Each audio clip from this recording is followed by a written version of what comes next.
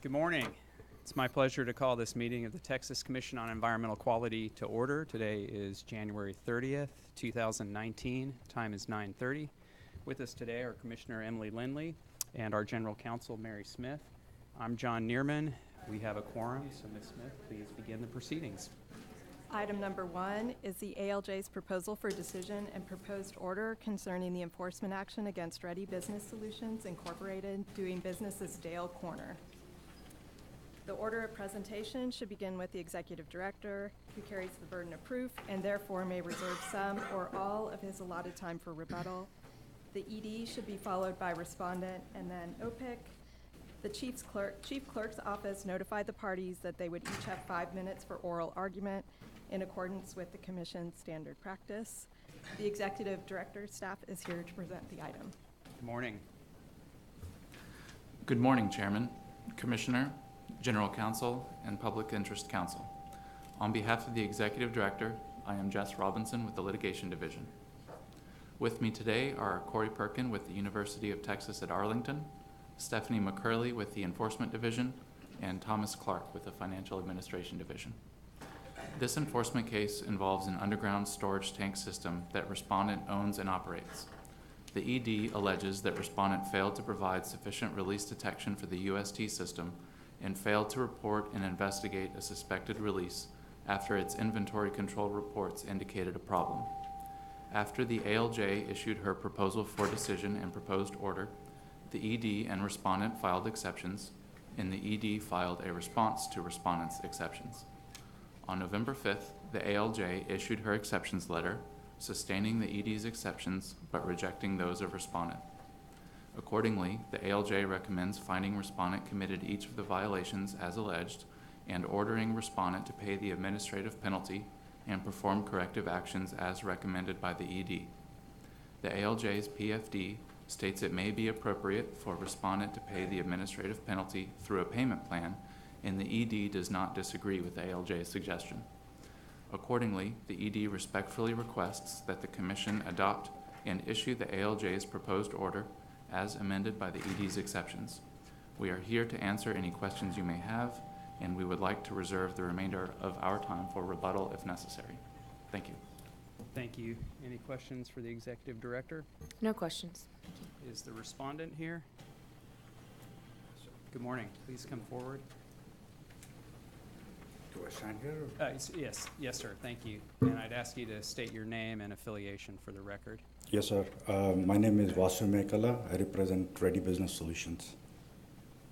Thank you, sir, and you have 5 minutes to present your views. Absolutely.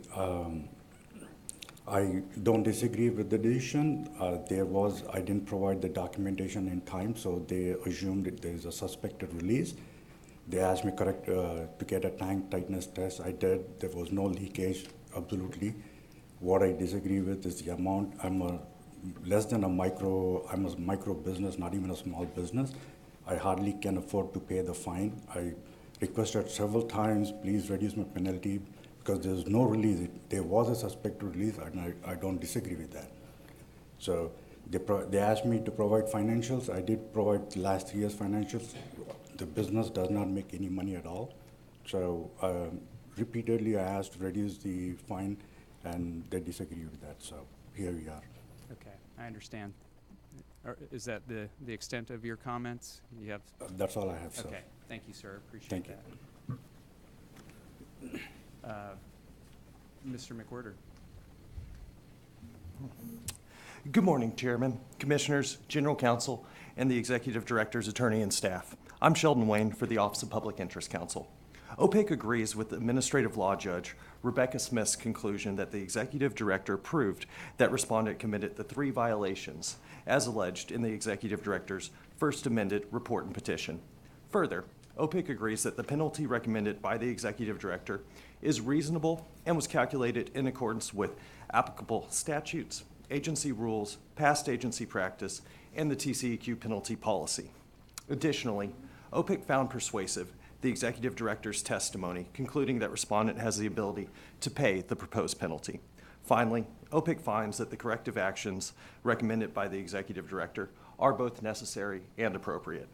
Therefore, OPIC respectfully recommends that the Commission adopt Judge Smith's proposal for decision, sustain all of the Executive Director's exceptions to the proposal for decision, and incorporate the changes as proposed by the Executive Director in his October 19th, 2018 exceptions letter. OPIC further agrees with Judge Smith that no changes be made to the proposal for decision in response to the respondent's October 19th exceptions letter. Thank you, and we're available for any questions. Thank you. Commissioner, do you have any questions or observations at this point? I do not. I'd like to offer the ED staff an opportunity for rebuttal. The Executive Director would just like to state again that the recommended penalty in this matter was calculated according to the TCEQ's penalty policy and according to the documentation, the financial records submitted by the respondent to support its financial inability to pay claim. The Executive Director's staff found that there was indeed an ability to pay the recommended penalty. Thank you. Thank you. Commissioners, I look at this, I'm sympathetic to the respondent. It is a significant penalty, but it's consistent with other penalties that we issue for these types of violations. I think we've made a policy choice along the lines, given the great number and the extreme risk that PSTs pose to the environment in the state, that this is the appropriate path. I don't think this is a case that calls for revisiting this, even though I am sympathetic to the business owner.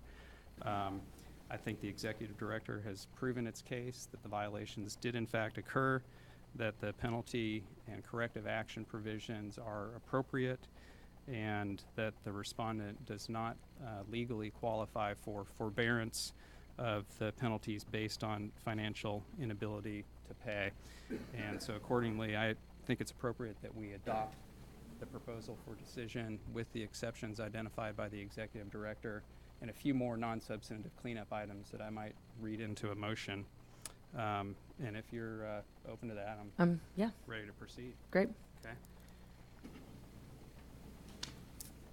I move that we adopt the administrative law judge's proposed order as modified by the Executive Director's exceptions to the administrative law judge's proposed order and recommended by the administrative law judge in her reply letter dated April 5th, 2018, and further modified to 1, revise finding of fact number 8 by adding the words, quote, of discovery, end quote, after the words within 24 hours. 2, revise finding of fact number 10 by removing the words, quote, and requested a hearing, close quote. 3, revise finding of fact number 18 by adding a semicolon and the words, quote, however, at the evidentiary hearing, the ED sought a reduction penalty of $21,475, end quote, just before the period.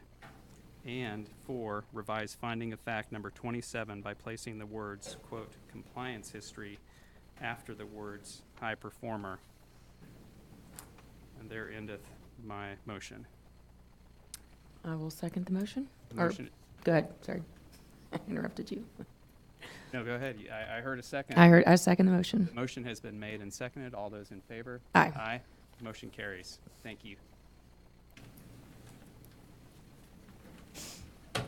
We'll move along to item number 2, which is the consideration of the application by East Fork Partners LLC for new TPDES permit number WQ00155650001 to authorize the discharge of treated domestic wastewater. The parties have been notified that the commissioners will not take oral argument but may ask questions.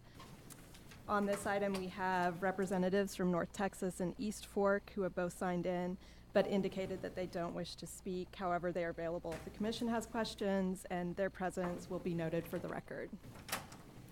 So Commissioner Lindley, given that North Texas Municipal Water District is designated as the regional authority at the location of this proposed facility, and its authority is relevant to the issues raised in the permit, and because it raises relevant and material issues in its request for a hearing, it's my view that they are an infected person and entitled to a contested case hearing.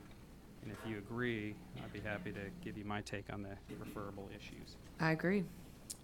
Okay, so I think we're looking at the following issues: whether the application is complete, consistency with Texas's regionalization policy, compliance with anti-degradation requirements, whether the applicant performed proper modeling for the treatment levels, whether the limits are appropriate with respect to nutrient loading, whether there will be adverse effects on aquatic life, and whether the draft permit will prevent nuisance odors. Did you- I agree. Okay. I would also recommend that we refer this matter to ADR concurrent with our SOA referral. I would suggest 180 days for issuing the PFD, and also that we deny the request for rehearing. I agree with all those. If you're ready for a motion, I can I am. lay one out. Okay, I move that the commission grant the hearing request of the North Texas Municipal Water District, deny the request for reconsideration of the North Texas Municipal Water District, refer the matter to the Commission's Alternative Dispute Resolution Program to run concurrent with the SOA preliminary hearing scheduling efforts, refer the application to SOA for a contested case hearing on the following issues: whether issuance of the proposed permit is contrary to the state's regionalization policy, and whether the commission should deny or alter the terms and conditions of the proposed permit based on consideration of the state's policy to encourage and promote regionalization under the Texas Water Code 26.081 and the designation of regional entities pursuant to 30 TAC Chapter 351. Whether the application is sufficiently complete, including the demonstrations and justifications required by applicable regulations. Whether the proposed permit complies with TCEQ's anti-degradation requirements, including whether the proposed discharge is protective of water quality and the uses of receiving waters under the applicable service water quality standards in 30 TAC Chapter 307. Whether proper evaluation of modeling was performed by the applicant for the treatment levels in the proposed permit, given the location of the proposed facility and outfall and the ultimate discharge into Lake Lavon. Whether the applicant evaluated the impacts of nutrient loading from the proposed discharge in the East Fork Trinity River and Lavon Lake, and whether the proposed permit's lack of total phosphorus limit in the interim one phase will maintain water quality in the East Fork Trinity River and Lavon Lake and prevent nutrient loading.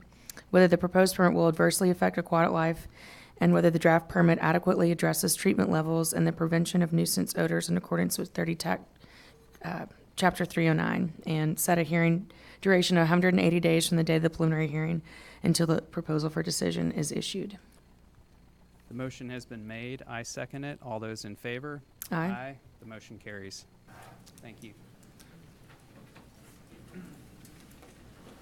Item number 3 is the consideration of whether to affirm, modify, or set aside the emergency order appointing a temporary manager for the sewer utility owned or operated by Tawakoni Waste LLC and Texas Rain Holding Company Incorporated.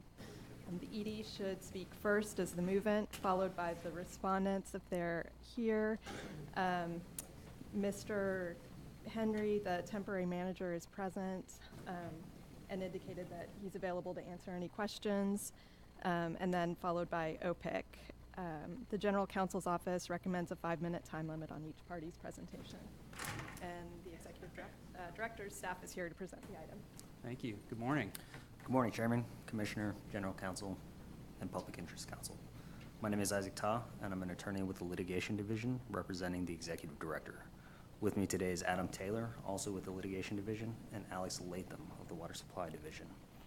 Item 3 is a proposed order modifying the emergency order in the matter of Tawakoni Waste LLC and Texas Rain Holding Company, Inc., issued by the Executive Director on December 21st, 2018.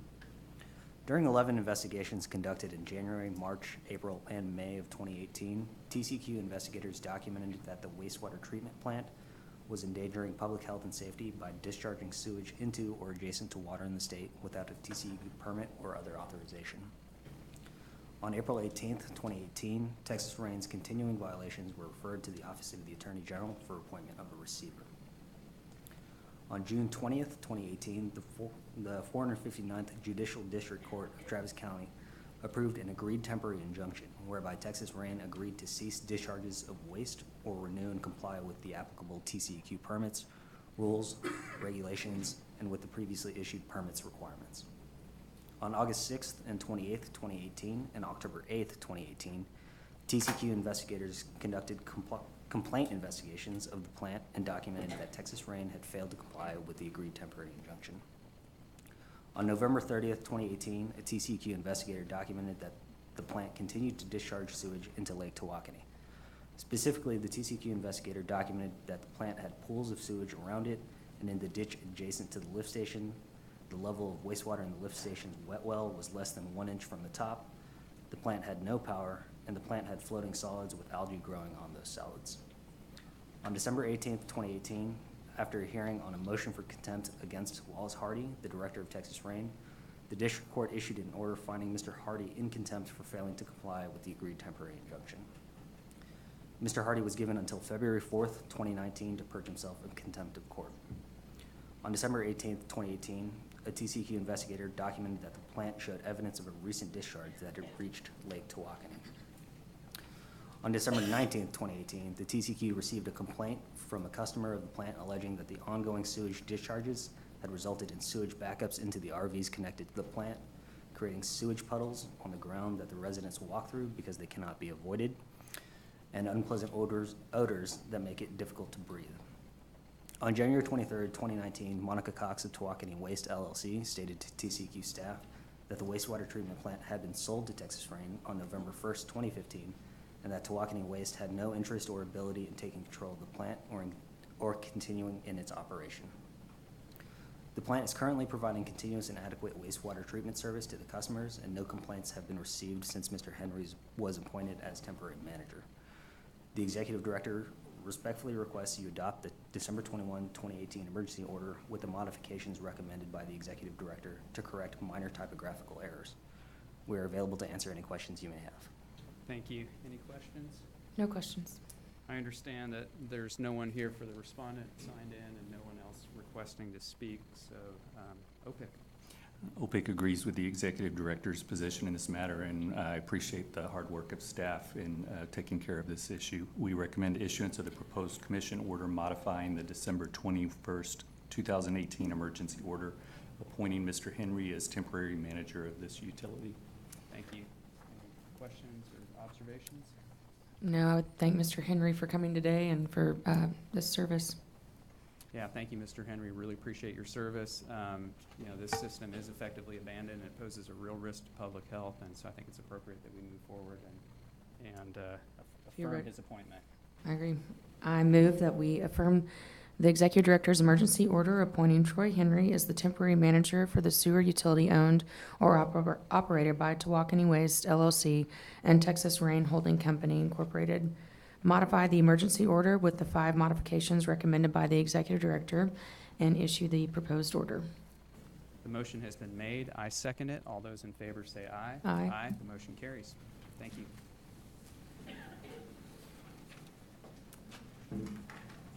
Item number 4 is the consideration of the motion to overturn the executive director's issuance of an order granting a petition to designate an in-district meeting location for Harris County Municipal Utility District number 304. The Harris County Municipal Utility District should speak first, followed by the petitioners, the ED, and OPIC in that order. The General Counsel's Office provided notice that each party will have a 5-minute time limit for oral arguments, and the district may save some of its time for rebuttal as it bears the burden of proof. Mr. Mitchell Page is here for the district to present the item. Mr. Page, good morning. Good morning, Chairman, Commissioner, General Counsel, Office of the Public Interest Counsel, and Executive Director. Again, my name is Mitchell Page. I'm with the law firm of Schwartz, Page, and Harding. I'm representing Harris County MUD number 304 in these proceedings. In the audience are the MUD Board's President, Mr. Jonathan Ward, and Vice President, Mr. Leonard Cummings, if the Commissioners have any questions following my presentation. Commissioners, Harris County MUD number 304 respectfully request that you overturn the Executive Director's order granting a petition filed under Section 49.062 of the Water Code. The order designates an exclusive location within the boundaries of the MUD at which all MUD Board meetings must be held. The order should be overturned for procedural and substantive reasons. First, The Mud Board was never provided notice that the petition was filed with the agency, even though such notice was due under the Commission's rules. As a fundamental issue of fairness, the Mud Board should have been given the opportunity to present its side of the story to the agency. Instead, the Executive Director's Office only heard from the petitioners prior to issuing the order. The second procedural issue here is that this is essentially a contested matter. I say that because a petition may only be filed with the Commission under Section 49.062 of the Water Code after a MUD's board has first denied the petition. So this matter is, by its very nature, contested. Therefore, the Executive Director is not authorized to act on the petition under Chapter 5 of the Water Code or Chapter 50 of the Commission rules. The third procedural issue here is that the text of Section 49.062 of the Water Code contemplates action on the petition by the Commission, not by the Executive Director. Chapter 49 is clear to draw distinctions between the Commission and the Executive Director. If the legislature intended for the Executive Director to act on the petition, it could have expressly vested the Executive Director with such authority, but that's not the way the text of 49.062 reads. With regard to the substance of the order, I want to make it very clear that the MUD Board does not object to holding regular meetings in the district. The board simply objects that the order is overly restrictive as written. It requires all meetings to be held exclusively at a single designated location in the district without any exceptions. As you may expect, the MUD Board believes other locations may be preferable or necessary under certain circumstances. For example, what if the building was damaged or otherwise unavailable? What if the elementary school in the district is a better venue for holding the MUD Board's meeting due to size of the audience or the facilities that could be made available? What if the MUD Board needed to conduct an on-site tour of its water or wastewater facilities? The MUD is also concerned that the order does not make any exceptions for emergency or special meetings to be held at other locations. In closing, Harris County MUD number 304 suggests that all these issues could have been addressed if the MUD Board had had the opportunity to participate prior to the issuance of the order. We respectfully request that the order be overturned and referred to the ADR program or to the Executive Director's Office for consideration of the MUD Board's concerns. Thank you. I'll reserve the balance of my time. Commissioner, do you have any questions for Mr. Page? Not this time. Thank you. Thank you. I understand that we have two people for the petitioners who wish to speak, Ms. Caesar and Ms. Darnell, and have you split your time if you'd like to do that. Good morning. Good morning. Good morning, Chairman, Commissioner, and General Counsel, and to Megan. First of all, I'd like to say that I stand before you as a homeowner first. Ma'am, I'm sorry, let me interrupt you. I should have said, please state your name. Oh, I'm sorry. For the record. Yeah. Thank you. My name is Rosalind Caesar, and I am a homeowner in the district of 11 years, and I am a petitioner that's on the case. Just a brief history of the district. It's approximately 3,500 homes. There is a church in the district, and there is an elementary school. I want to start by saying what brought us here today. Since 2016, I have traveled outside the meeting location, which is at 1300 Post Oak in the Galleria area.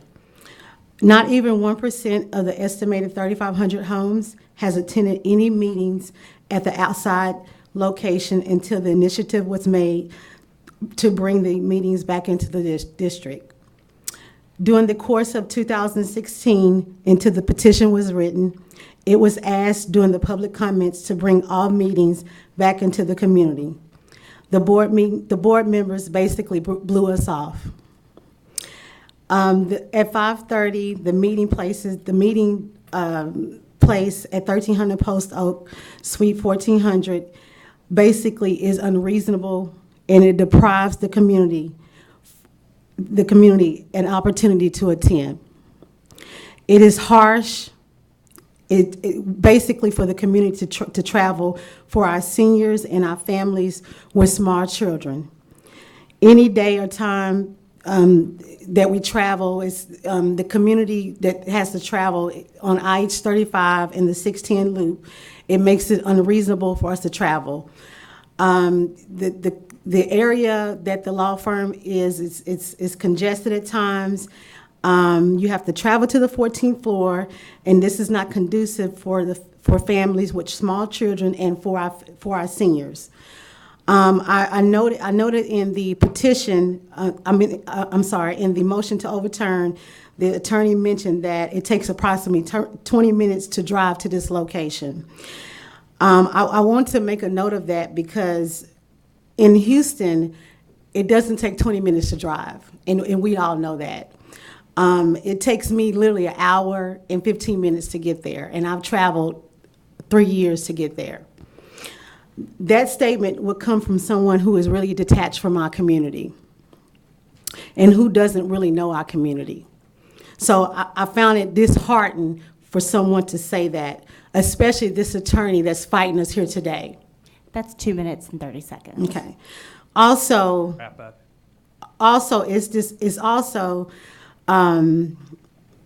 Let me proceed. Further, by ordering all meetings in this district, this strengthens the integrity and transparency of this board.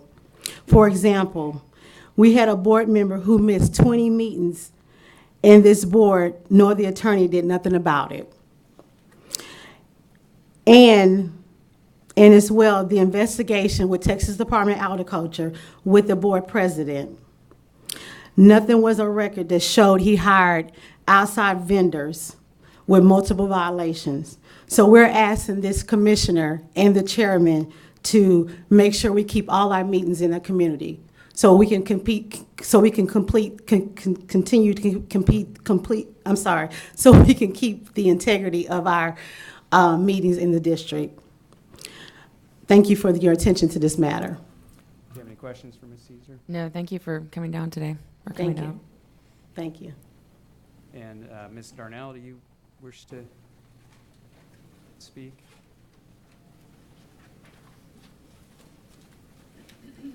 Yes, my name is Laverne Darnell, and my question is, why should we have to have, what is the reason for the emergency meetings? That I thought that the commission made an order, and they explained the order to them that they still have access to do whatever their business is. And I'm just mind-boggled why we're here today. The commission didn't say they cannot conduct their meetings. They can still conduct their meetings. If it's an emergency, we live in the district, in the community. Our community building where we have the meetings are in our community. So why should we have to go all the way across town or wherever they want to designate it to just to have a meeting? Like they say they don't have a problem with us having the meetings over there. Why are we here? Why are we here? Why are we fighting our board about meetings in our community for us? It makes no sense. It really, and if they can just explain that to me, maybe I can understand, maybe I'm missing something, but we're wasting our taxpayers' dollars here on something that's just totally mediocre. I mean, it's explained in there, plain as day. You can conduct your business. You don't just have to have a designated player. If the building blows up, if it's a fire or something, I can understand, okay, we can have a designated place. That's 5 minutes. Thank you. Thank you. Did you have any questions or sorry. comments? Okay, I want to give the executive director an opportunity to chime in here. Chairman Neerman, Commissioner Lindley, General Counsel, Office Public Interest Counsel. My name is Shay Pearson from the Environmental Law Division, and with me today is Chris Ullman from the Districts team on behalf of the Executive Director. Petition and amended petition by Rosalind Murphy Caesar on behalf of the residents of Harris County Municipal Utility District 304 or District was presented to the Executive Director requesting the ED designate a location for district meetings inside the district pursuant to Texas Water Code Section 49062. In her amended petition to the TCEQ, Ms. Caesar provided the following reasons for her petition. The current meeting place is 1.5 to 2 hours away from the designated in-district meeting location, and that the district meetings are held at 5:30, making it difficult for families with children and the elderly to attend. Prior to submitting the petition to the ED, a petition was presented by Rosalind Caesar and 39 other district residents to the District Board of Directors or Board.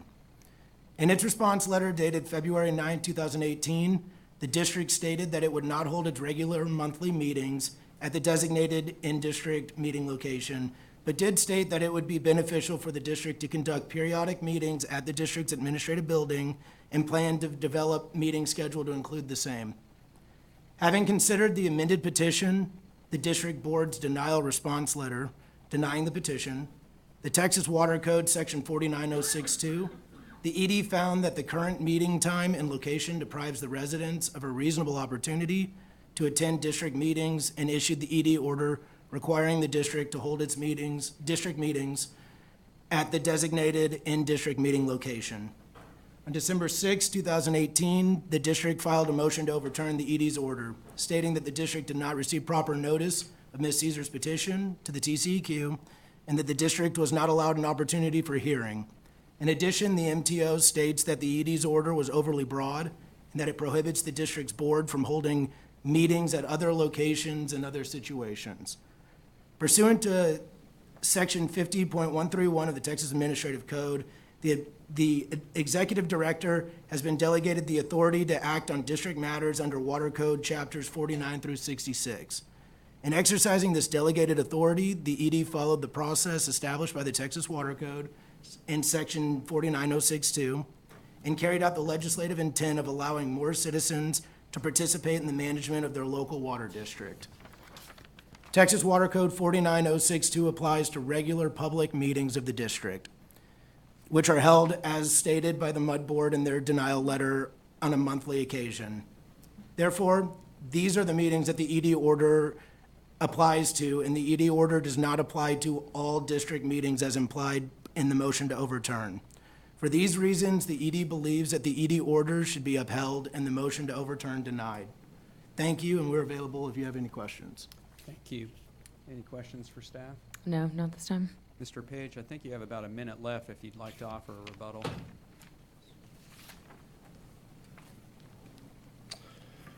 In rebuttal, I just want to make a couple very brief points. When Ms. Caesar presented the MUD Board with her initial request that MUD Board meetings be moved to the district, in response, I'll just point out that in calendar year 2018, the MUD Board held its regular meetings in the district in April, May, August, October, November, and December. When they said they were going to evaluate the need to meet in the district, they meant it. I'll also point out that on page 3 of the reply that I filed, the reference was to 20 miles, not 20 minutes, as Ms. Caesar stated. And I'll also point out that 20 miles is approximately the same distance from the district to the Harris County Courthouse, the City of Houston's council chambers, and that's a point for consideration, I believe, given that were the City of Houston to annex and dissolve the MUD, they would be going to the City of Houston's council chambers for city meetings. And finally, I'm sorry, but the way I read the plain language of the order, there's no exceptions. That's time. Thank you. Thank you, sir. OPIC. Good morning, Chairman, Commissioner Lindley, General Counsel, and Executive Director staff. My name is Eli Martinez, and I'm with the Office of Public Interest Counsel. Our office reviewed the motion to overturn and found the Executive Director did not err in accepting the petition and granting this order. Procedurally, this action is authorized under Texas Water Code Chapter 49, which is not subject to the notice and contested case hearing requirements of Texas Water Code Chapter 5 and does not contain any independent notice and opportunity for hearing requirements. Under the Commission's rules at Chapter 50, Subchapter G, The executive director was authorized to act on this Section 49062C petition, subject to review under this motion to overturn process. OPIC concludes the executive director followed applicable procedures in considering and acting on this petition.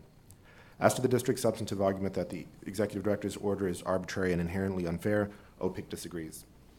After the board failed to act on the petition about having an in-district meeting location, Section 49062C authorized to petition to the TCEQ and for the agency to designate a meeting place reasonably available to the public, and that is what the executive director's order has done. If the district board has concerns about the order, the statute provides a remedy by allowing the board to designate additional meeting places after the next election of board members. And for these reasons, the Office of Public Interest Counsel recommends denial of the pending motion for overturn. Thank you. We're available for any questions. Thank you. Commissioner Lindley, do you have any questions or observations at this point? Not at this point. Well, here's my take. Okay. I believe this is the first time that we've been asked to designate a district meeting place under Texas Water Code 49062C. We don't have any implementing rules for this statute, and I don't think there are any regulations that are applicable here. The district points to Texas Water Code 5.115 and Chapter 281 of our regulations. I think those are inapplicable. But I really appreciate Ms. Darnell and Ms. Caesar being here and expressing their concerns and hearing the views of the MUD. And I'll get to the substance of the order and maybe a path forward on how we work this out in a moment.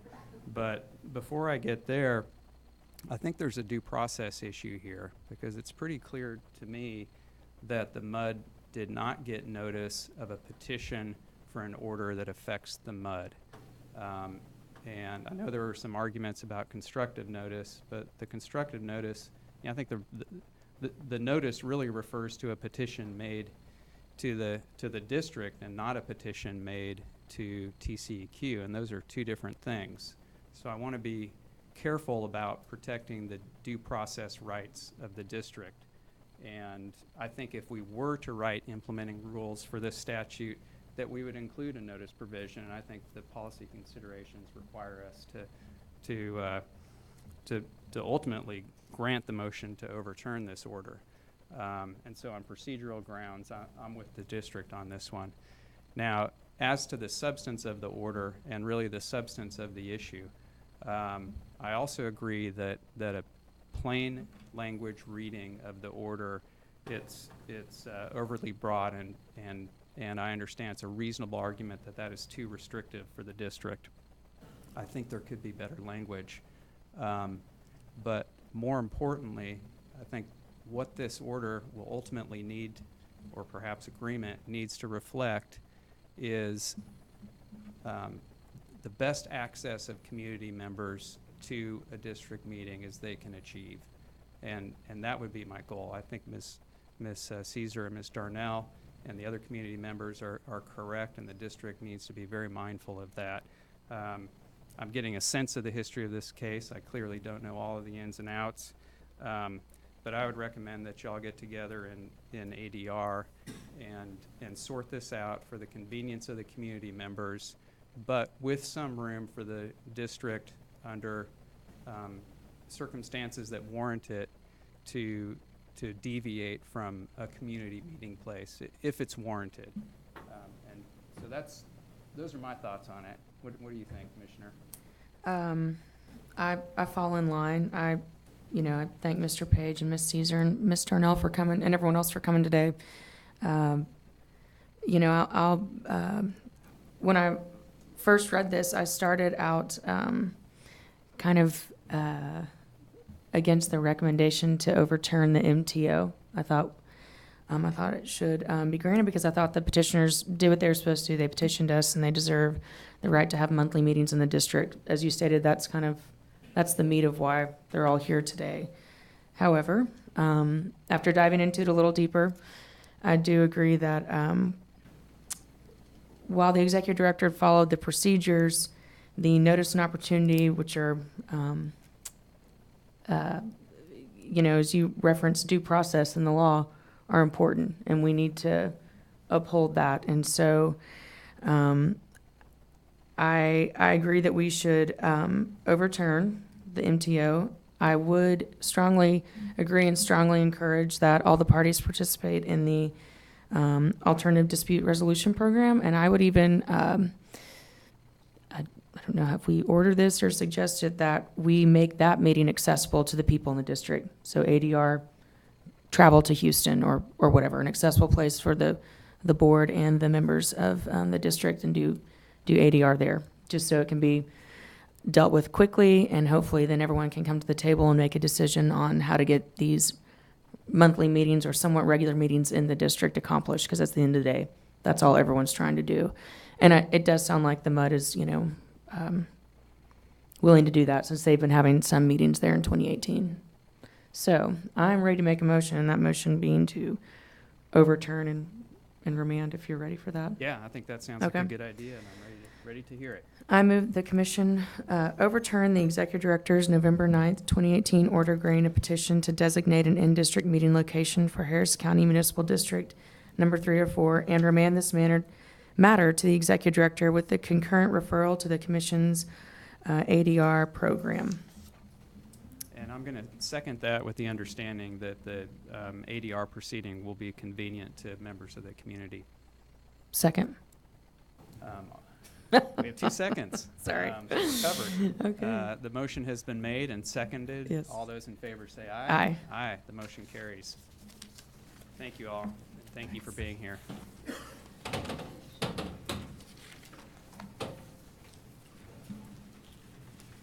Item number 5 is the consideration for approval to publish and solicit public comment on one total maximum daily load for indicator bacteria in Oso Creek.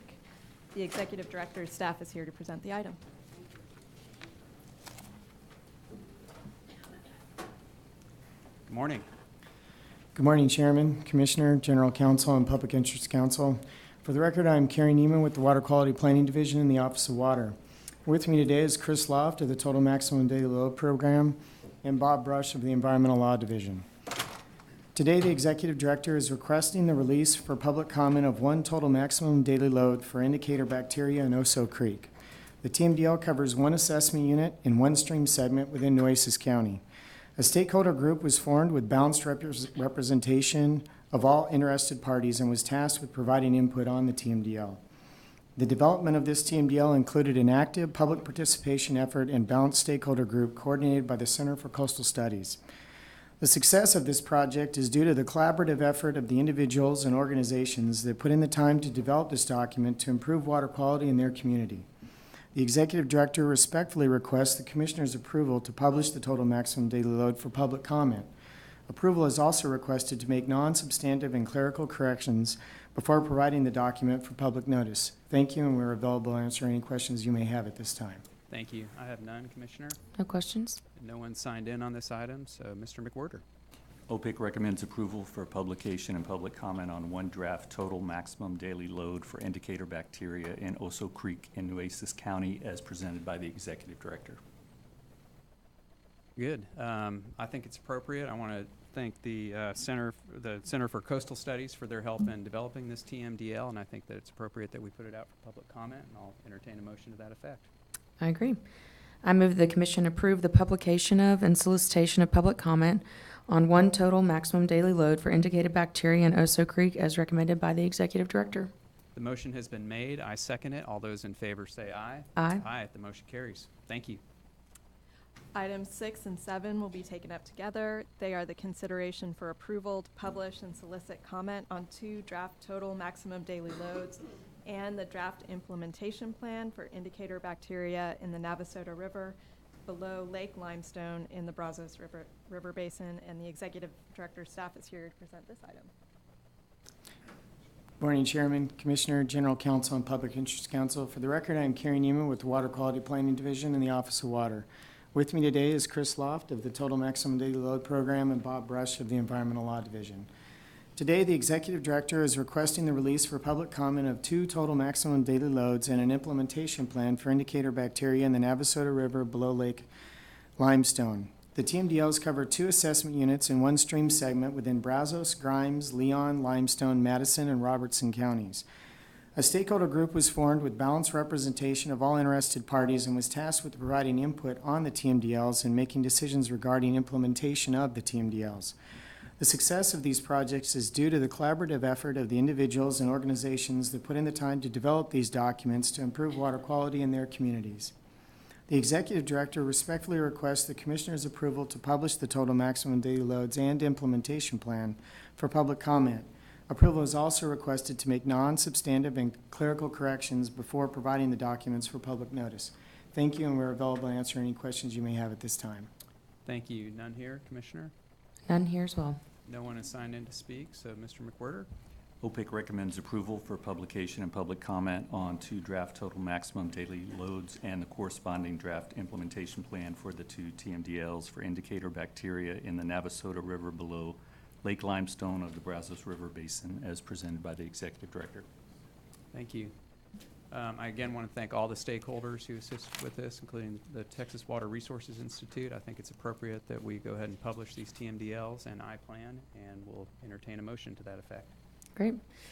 I move that the Commission approve the publication and solicitation of comment on 2 draft total maximum daily loads and the corresponding implementation plan for indicated bacteria in the Navasota River below Lake Limestone in the Brazos River Basin as recommended by the Executive Director. The motion has been made. I second it. All those in favor say aye. Aye. The motion carries. Thank you. That takes us to the enforcement docket, items 8 through 23. For items 22 and 23, we have individuals who have signed in and indicated that they don't wish to speak unless the commission has questions. Their presence will be noted for the record, and the Executive Director's staff is here to present the enforcement matters.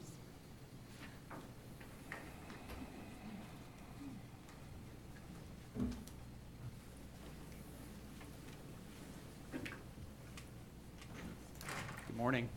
Good morning, Chairman, Commissioners, General Counsel, and Public Interest Counsel. For the record, my name is Janice Hernandez, and I am the agenda coordinator for the Litigation Division. With me today are Gitanjali Yadav, also of the Litigation Division, and Brian Sinclair and Melissa Cordell of the Enforcement Division, representing the Executive Director. Pending before you are items 8 through 23. The total assessed administrative penalties are $480,719, with $28,857 deferred, $165,628 applied towards supplemental environmental projects, and $286,234 to the general revenue. The Executive Director respectfully requests approval of these items, and we are available to answer any questions you may have. Thank you. I have none. Commissioner Lindley? I have none as well. And there's no one seeking to speak on these matters, so OPIC. My office reviewed these items, and we recommend approval of the proposed orders as presented by the Executive Director. I've reviewed these as well, and I agree it's appropriate that we move forward. I agree. I move that the Commission adopt items 8 through 23 as recommended today by the Executive Director. The motion has been made. I second it. All those in favor say aye. Aye. The motion carries. Thank you.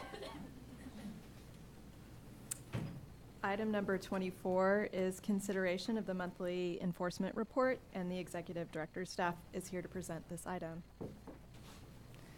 Good morning, Chairman, Commissioner, General Counsel, and Public Interest Counsel. My name is Melissa Cordell of the Enforcement Division, and with me is Brian Sinclair of the Enforcement Division and Gitanjali Yadav and Janice Hernandez of the Litigation Division. We are here to present the monthly enforcement report for fiscal year 2019 through November. There were 329 effective administrative orders issued, and of those, 43 contain supplemental environmental projects. These orders assess a total of $2,756,584 in penalties, with a payable amount of $1,679,600. $593,771 are to be paid towards supplemental environmental projects. 3,893 notices of violation have been issued through either our field offices or a review of self-reported data in our central office, and 378 enforcement action referrals have been received. There are 1,549 pending administrative orders with 133 cases that are on the backlog. 220 cases are pending at the Attorney General's Office for representation in district court, and 3 judgments have been issued. 2,154 cases are being tracked for compliance. We have included for review a summary of OCE investigative activities for fiscal years 2017, 18, and 19. We are available to answer any questions you may have. Thank you. I have none at this point. Commissioner Lindley? I don't have any either. Mr. McWhorter? I have no questions. Appreciate the report. Thank you for the report. No actions necessary on this item, so appreciate you being here. Thank you. Thanks.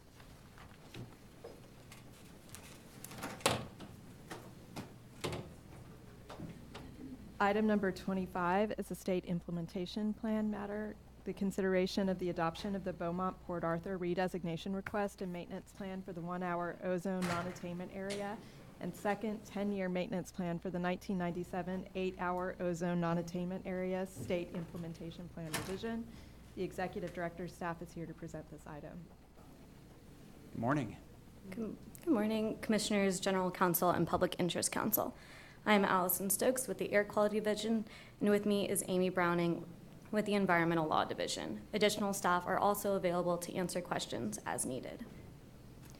For your consideration today is the Beaumont-Port Arthur redesignation request and maintenance plan for the 1-hour ozone National Ambient Air Quality Standard, or NOx, for the second 10-year maintenance plan for the 1997 8-hour ozone NOx.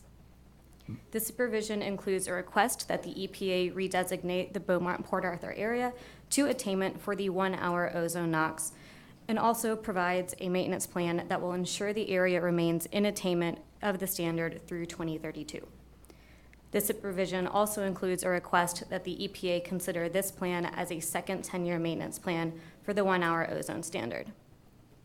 Finally, the SIP provision includes a second 10-year maintenance plan for the 1997 8-hour ozone NOx. Staff respectfully recommends adoption of this SIP provision. Thank you for your consideration, and we're available to answer any questions. Thank you. Do you have any questions for staff? No questions. Thank you. And we have no one signed in, so Mr. McWhorter, what do you think? OPIC recommends adoption of the Beaumont-Port Arthur redesignation request and maintenance plan for the 1-hour ozone non-attainment area and second 10-year maintenance plan for the 1997 8-hour ozone non-attainment area state implementation plan as presented by the executive director. And I agree. We continue to chip away at this uncertainty that was created by the DC Circuit and the South Coast decision, and I think it's appropriate that we move ahead with this. I agree. I move the commission adopt the Beaumont-Port Arthur redesignation request and maintenance plan for the 1-hour ozone non-attainment area and second 10-year maintenance plan for the 1997 8-hour ozone non-attainment area state implementation plan revision as recommended by the executive director. The motion has been made. I second it. All those in favor say aye. Aye. The motion carries. Thank you very much. Items 26 through 29 are for closed session, and the commission will not meet in closed session today. The time is 10:22, and we are adjourned.